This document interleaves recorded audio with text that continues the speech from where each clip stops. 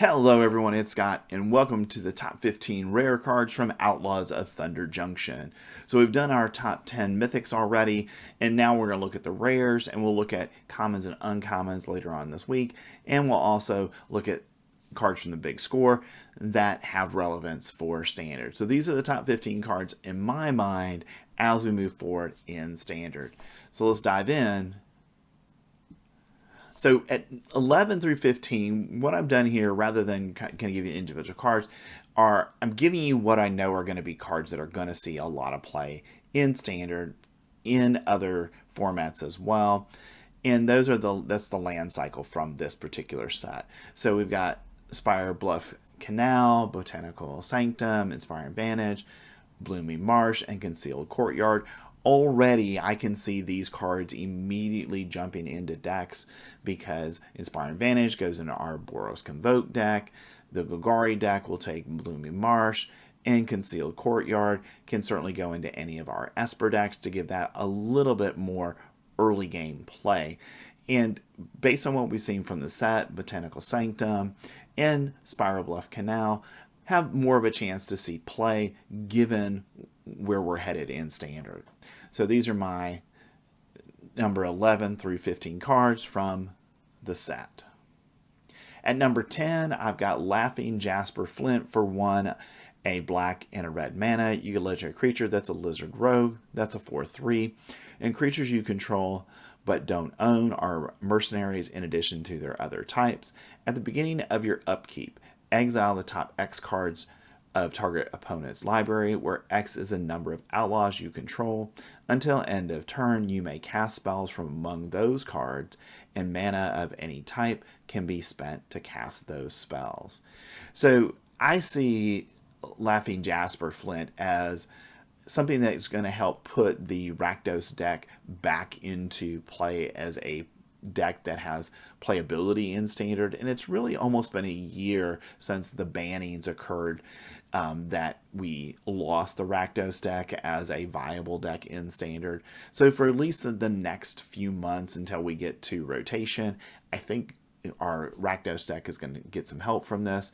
And most of the cards that were already playing in Rakdos qualify as Outlaws, and because of that, we're going to be able to, every single turn that Jasper Flint is out, take 1, 2, 3, 4 cards from our opponent, and each time you take one and play it, you're getting an additional card from their deck.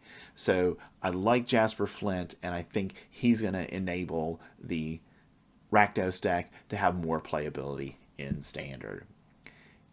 At number 9, I've got the Great Train Heist for a red mana plus. You get an instant with Spree, and for 2 and a red mana, you can untap all creatures you control.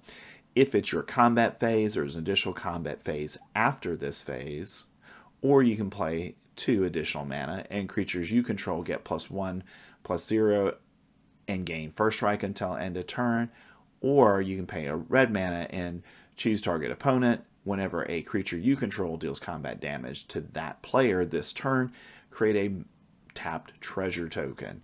So for me, the reason this card is in the top 10 is that when you are able to have an additional combat phase, that's going to be really important in standard.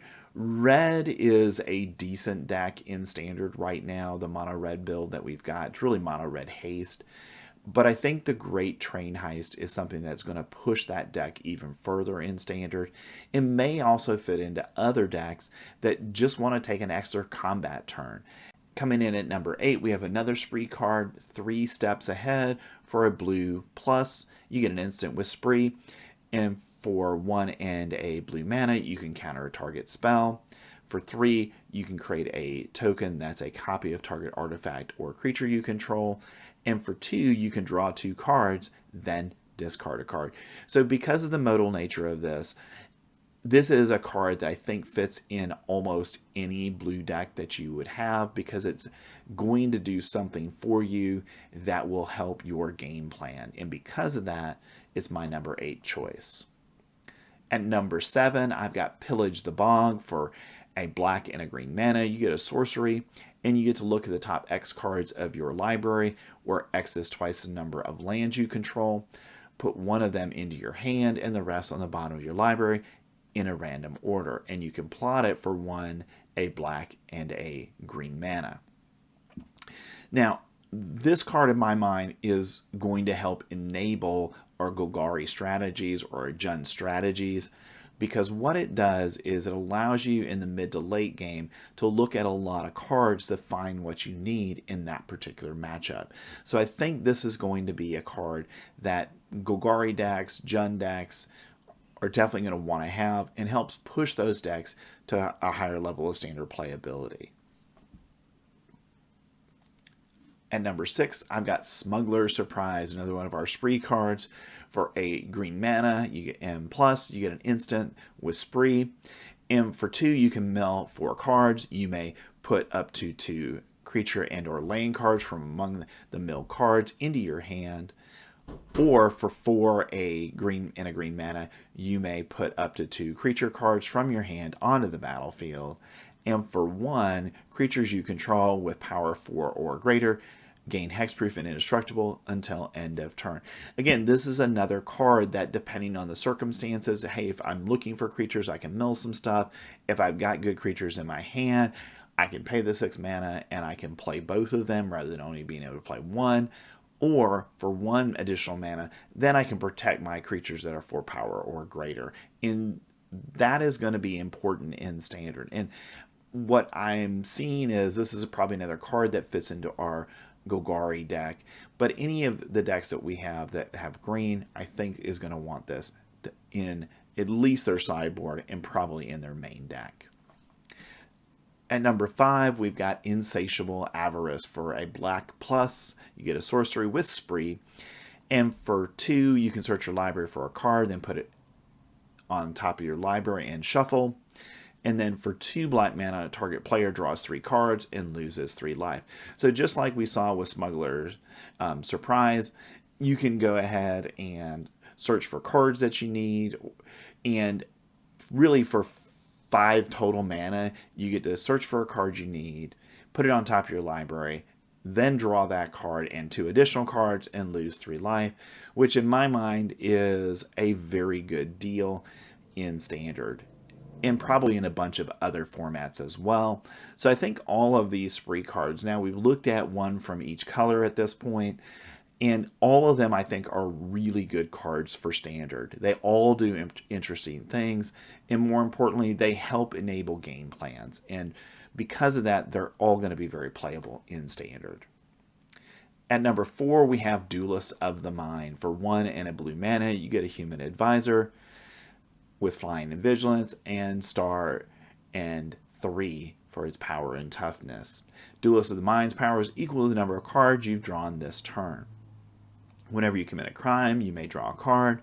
If you do, discard a card. This ability triggers only once each turn.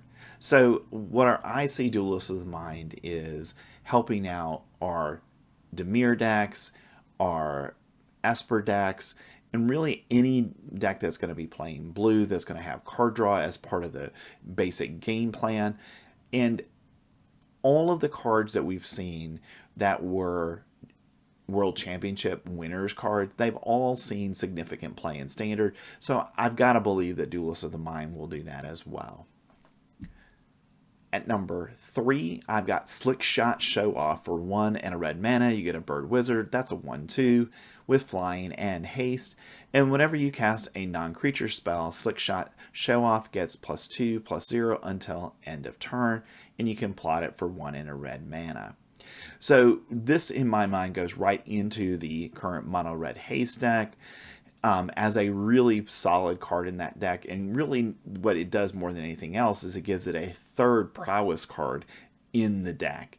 And because of that, I think this is going to push red to a better position in standard, because it can go quickly, and getting that extra damage in by simply doing the things you want to do in red anyways, I think is going to make that very powerful in standard. And this card, I think, is going to fit into a wide variety of strategies, potentially a Is It strategy where we're playing an Is It spells deck, or any other deck that is going to be playing red, I think, is going to want this as part of their game plan. At number 2, we've got Aven Interruptor for 1 and 2 white mana. You get a bird rogue with flash and flying. That's a 2/2. And when Aven Interruptor enters the battlefield, exile target spell, it becomes plotted. Spells your opponent cast from graveyards and or from exile cost 2 more to cast. So because it's going to be plotted, what this means is its owner may cast it as a sorcery on a later turn without paying its mana value. So what this does right away is 2 things. It stops counter spells because those are all instants and you can't counter anything at sorcery speed.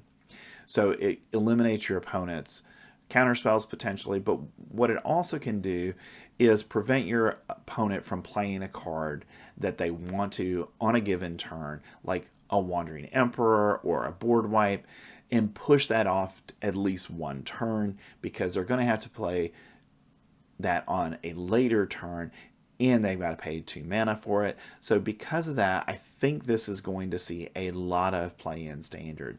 And more importantly, it probably has applications that go beyond Standard.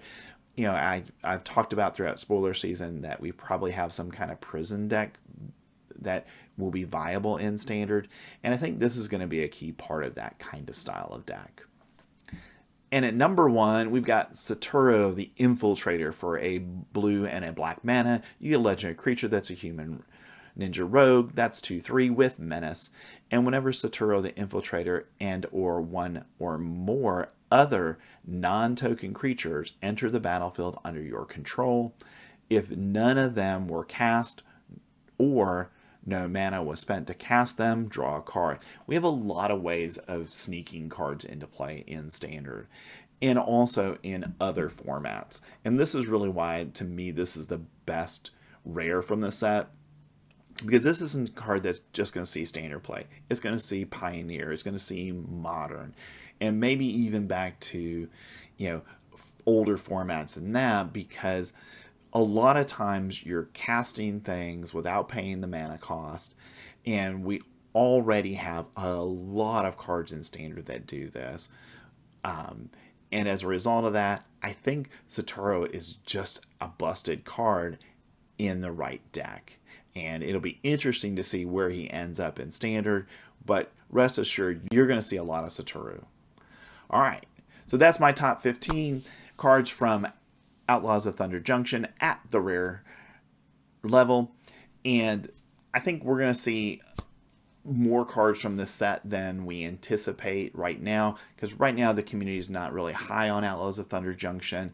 It does seem like we've got a lot of cards that were legendary that might be commanders in a EDH format, and because of that, I think the set is right now not getting the support that it needs. But I think what we're going to see is, as we move past rotation, more and more of these cards are going to be good in Standard.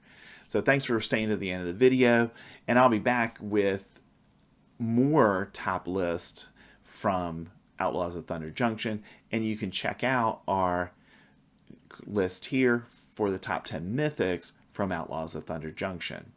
So thanks for staying to the end of the video. And remember to like and subscribe, and I'll see you next time as we look at the top 10 uncommons from Outlaws of Thunder Junction. Thanks. I'll see you next time.